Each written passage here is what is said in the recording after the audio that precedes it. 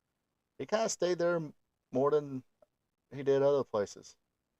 I mean, of course, when they finally was on the tail end, Matt Bourne went to WCW and became Big Josh. Then after Big Josh, uh, became Doink the Clown. Did Did you ever see his what was it Dark Side of the Ring with Matt Bourne? That dude was that dude was pretty crazy himself. He but there's some like little accusations there about maybe he was murdered by uh the girlfriend at the time, um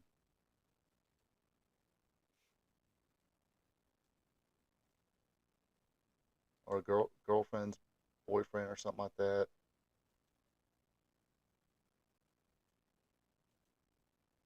Speaking of AEW, I will have a full after I get done with this live stream. I will be uploading the first Dynamite recap show of the new year of 2024.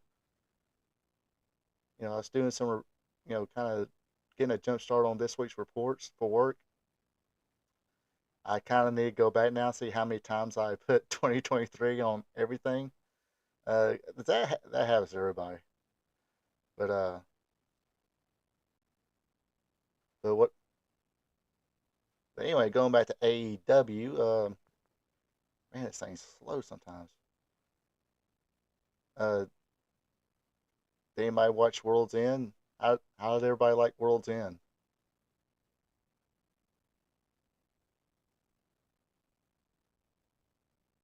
I mean, I thought it was probably not probably not their best pay per view as far as all their pay per views I've seen. Um, I guess I would grade it like a. See, I don't want to even call it a C. Maybe a B, barely a B, something like that. Um, yeah, the one thing that, and I've mentioned this before, is sometimes I mean they shove a lot of things in there, but some of their matches are kind of longer than they give some matches longer than what they should be. Case in point was uh, Julia Hart versus uh, Abaddon. Uh, that match was a little longer than what should have been. Uh, God, there was another match on there. I can't think of it. Um, but you can also catch my full World's End review show on my channel. Just click on it and watch. Um, I start learning how to do this advertising BS on here. Um, there's one way to look at things.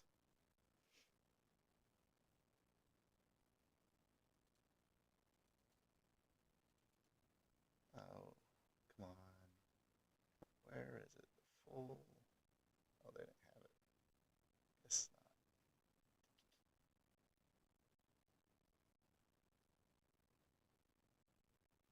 not. I think the pre-show matches were way too long. Didn't really need have. I mean, Hook and uh, Wheeler Yuta didn't have to be that long. Um, Chris Stratlander and Willow Nightingale, their match was pretty good until the end. I think they was trying to get a little too fancy and kind of uh, out quick themselves. Uh, Almost a perfect match on there was the Swerve Strickland and Dustin Rhodes. They didn't last too. It didn't seem like it lasted too long because of the uh, smoke and mirrors in the beginning, the whole stumping on the ankle on the cinder block, and is he going to continue, not continue? But then it being basically a Swerve Strickland showcase. Uh, Dustin got a little bit of a comeback, but basically it was a display. Swerve Strickland, and that match was probably about as perfectly paced, perfectly timed as you can imagine. Um, the MJF and Samoa Joe match, kind of, I sort of had a feeling when I was sitting there watching it. It's like, wait a minute, didn't he like wrestle with one leg last pay per view? Now he's wrestling basically with an injured arm, or one arm, because the other one's injured. It's like, okay, that's kind of getting kind of pointless. But I guess the shoulder injury is legit. Um, Even the Edge and Christian Cage match was a little too long. I thought. Uh,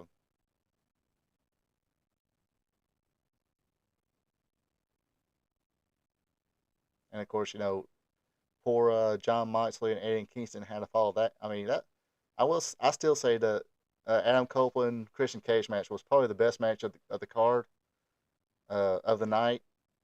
And poor, like I said, poor Eddie Kingston and John Moxley having to follow that and do their, I guess, a strong style, Japanese style, UFC type match. Uh, probably, probably didn't serve them too well. What's going on?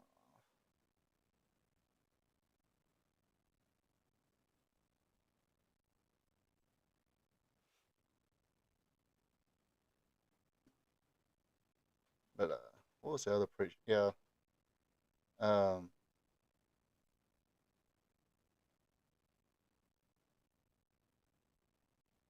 yeah, the pre-show match, the 8-man tag with Claudio Castagnoli, Brian Danielson, Mark Briscoe, and Daniel Garcia versus Brody King, Jay White, Jay Lethal, and Roosh. That could have been better.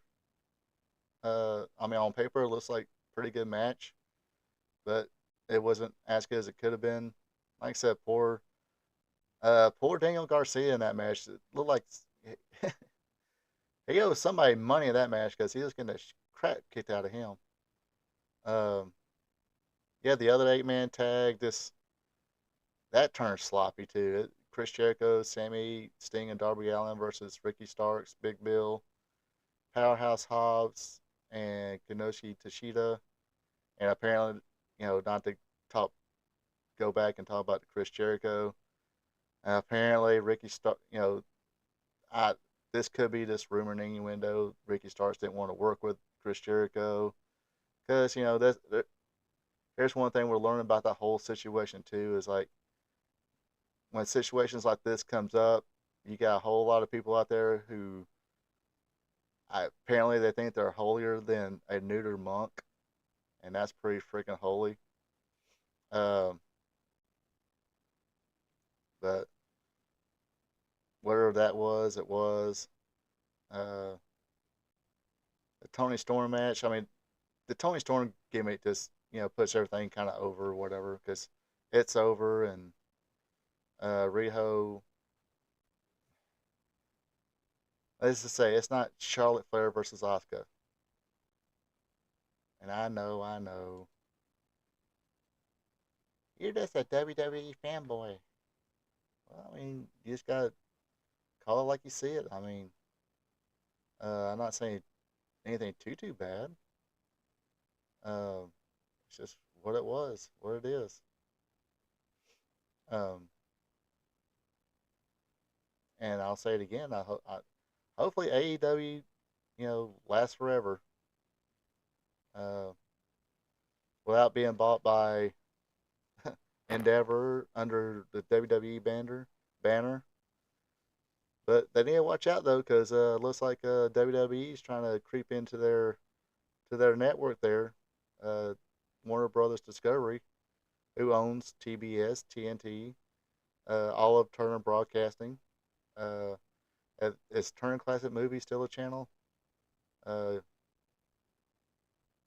if so, they better watch out because if they want AEW or if they want WWE instead of AEW, they will get it.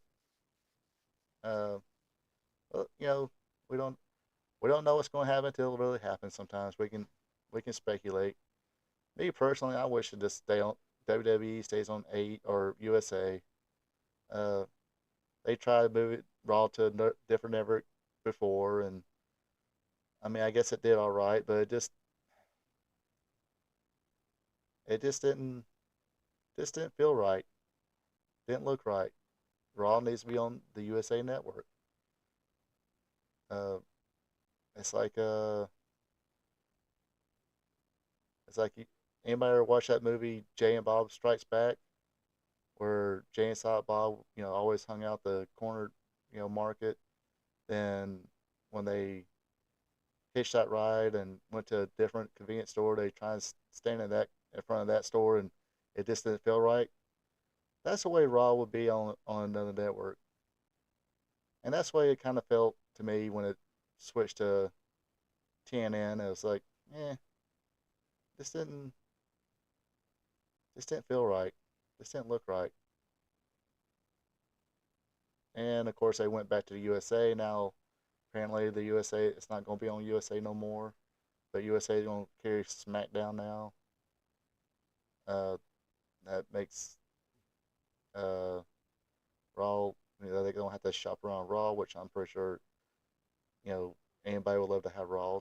I guess, especially when you're going to have times where The Rock is going to be coming in. But anyway, I think that does it for me tonight. Getting a little winded here. Well, not really winded. Um,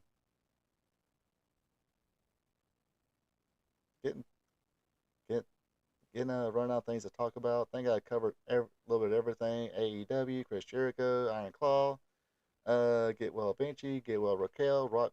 Uh, hopefully next week I'll have a better, at least bet.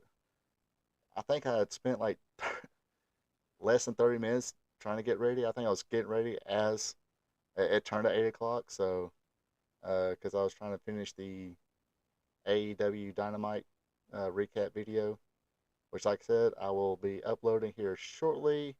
So, as I was saying, this does it for me tonight. Hope you folks enjoyed it. Uh, time for the spiel. Uh, yeah, old men in their sleep. uh, got work tomorrow. Uh, unfortunately, got work tomorrow. But yes. Anyway, let me do the spiel. If you enjoyed it, click the like button, leave a comment, let me know what you thought about all the topics I discussed this evening. And while you're at it, be a champ, click on that subscribe button. Talk to you next week. Same bell time next week, 8 o'clock, Thursday night. Be there for Spot Show live stream. Have a good one and take it easy.